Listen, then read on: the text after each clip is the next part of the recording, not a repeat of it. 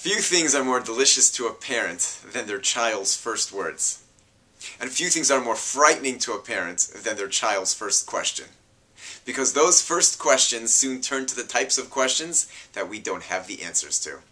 I can't explain why we can't see God. I can't even explain how a battery works. How am I supposed to respond? How do I react to questions that my child asks that I don't have the answers to? Moshe in this week's Parsha tells us how. V'lo bo shlomer, he was not embarrassed to say, Rashi quotes, Lo shomati, I didn't hear, I didn't know it. He and Aaron had gotten into a dispute as to how to handle a certain situation, and after Aharon makes his winning argument, Moshe acknowledges that Aaron is right, and says, I didn't know that. And I'm not embarrassed to say, I never heard this law before. Our children are filled with questions. They are so curious about the world around them. They want to know and explore and understand everything. And it's our job as parents to encourage that, to encourage them to continue to ask and be curious and want to understand everything. And when they ask us questions that we don't have the answers to avoid the temptation of making up answers and acknowledge, I don't know it.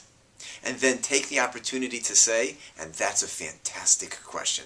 Encourage the question with great pride and joy. Tell the children how exciting it is that they're asking questions. And then go right over to the rabbi and say, listen to this question that my child asked. I don't know the answer, and I wanted to come straight over to you with my child to ask you the answer to this question. If it's a question in math or science, call the child's teacher. Put the child on the phone and tell the child, ask this question. This is a great question.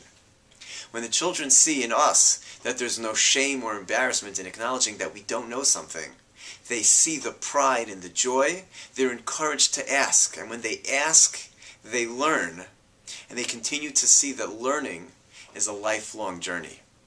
And when they see in us no shame or embarrassment, they will feel the pride in their questions and continue to develop and grow in their own understanding of the world around them. Have a great Shabbos.